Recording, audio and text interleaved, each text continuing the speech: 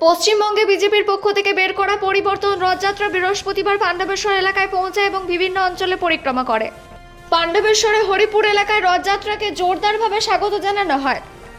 এই সময় বিজেপি কর্মীরা একটি পদযাত্রা করেন এবং একটি সভার আয়োজন করা হয়।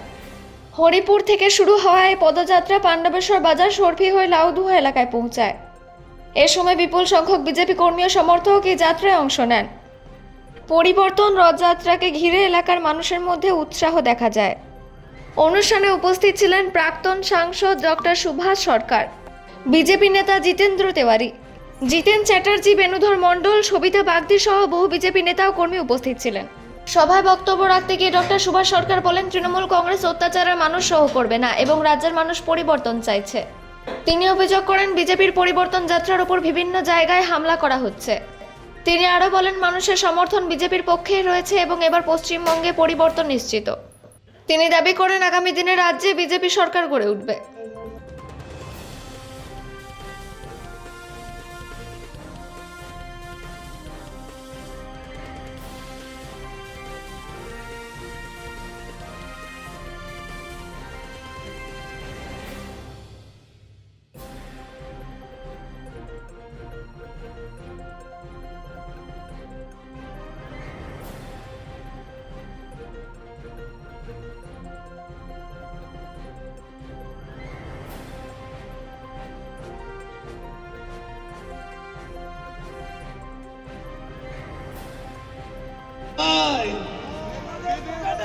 হ্যাঁ, কাজী তাই আমাদের এবার পাল্টাতে হবে।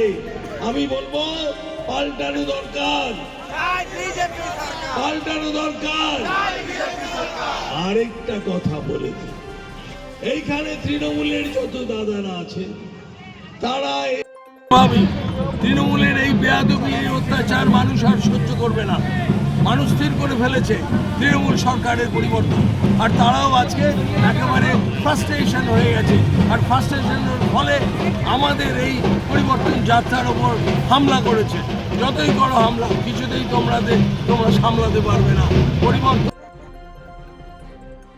তৃণমূল কংগ্রেসের বিধায়ক নরেন্দ্রনাথ চক্রবর্তী কি বললেন শোনা যাক। আজকে বিজেপির পরিবর্তন যাত্রায় ওদের নেতাদের দাঁড়াবার কথা ছিল। প্রথমত নেতারা কেউ আসেননি।